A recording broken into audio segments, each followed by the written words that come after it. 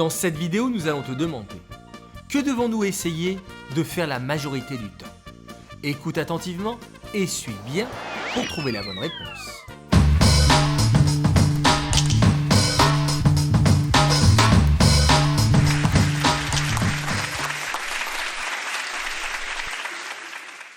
Bonjour, je suis un smiley.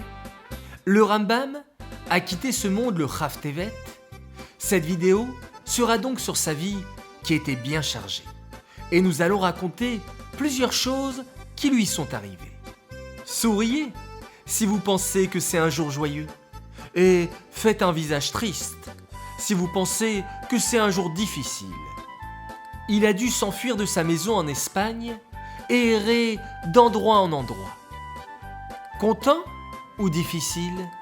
Son frère, qui était très proche de lui, est parti très jeune. Content ou difficile? Arrivé en Égypte, il gagnait sa vie en étant médecin. Le roi a entendu parler de lui et a voulu qu'il devienne son médecin privé. Le roi lui a demandé de venir le voir chaque jour. Et cela lui prenait la moitié de la journée. Chaque jour, sauf Shabbat. Content ou difficile?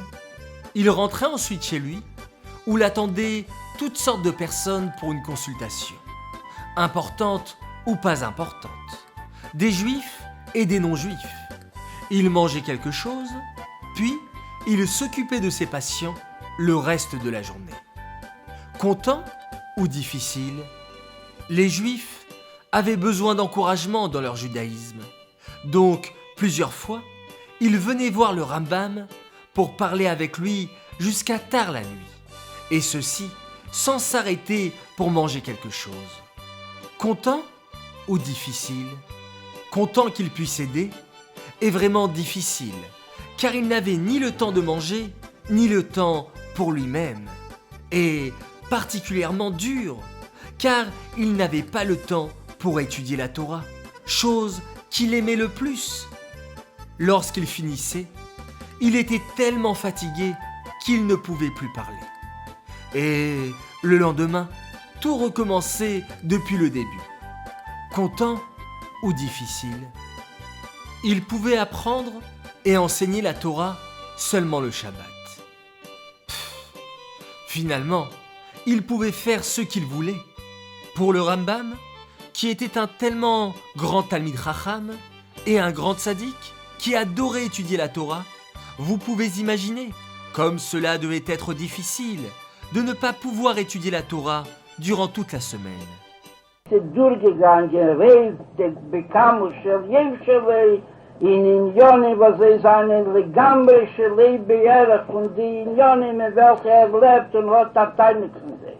Le Rabbi dit que nous pouvons voir que le Rambam avait une vie très difficile.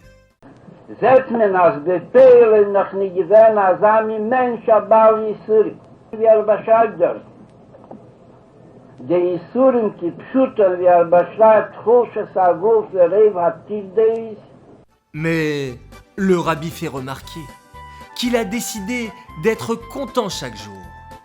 Dans un de ses livres, le Rambam écrit que nous devons voir le monde avec un bon œil. Car, comme le Rabbi l'explique, le monde est comme un jardin. Nous devons toujours avoir une pensée positive et croire fort en Hachem que tout sera pour le bien. Et la meilleure personne qui peut nous apprendre cela est le Rambam lui-même.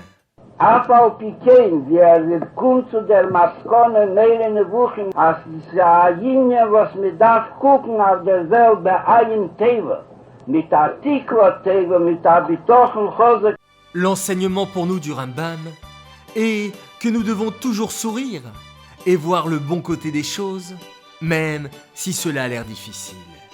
Nous choisissons notre smiley. Bonjour, je m'appelle Dvoraya Alubeki et j'habite à Rouen. La question d'aujourd'hui est: que devons-nous essayer de faire la majorité du temps? Dans la vidéo numéro 168, la question était: quelle bonne chose s'est-il passé après l'emprisonnement du Admour HaZaken? La bonne réponse est l'Admorazaken a enseigné plus de chassidut.